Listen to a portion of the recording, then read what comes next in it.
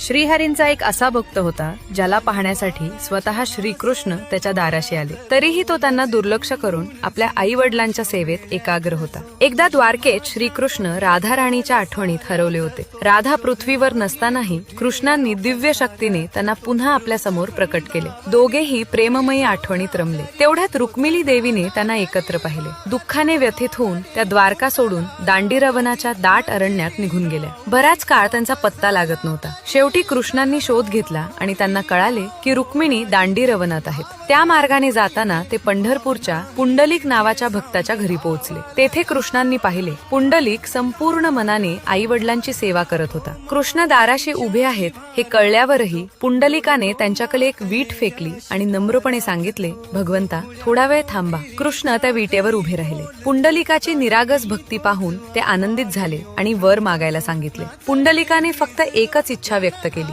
भगवंता, या रूपात सदैव पंढरपूरमध्ये उभे राहा आणि माझ्या लोकांचे रक्षण करा. आणि त्याच क्षणी पंढरपूर हे एक तीर्थक्षेत्र झाले. आजही लाखो भक्त त्या विटेवर उभ्या असलेल्या विठोबाचे दर्शन घेण्यासाठी पंढरपूरला येतात आणि त्यांच्या निरागस सेवेमुळे जीवनात सुख समृद्धी आणि कृष्ण कृपा प्राप्त करतात.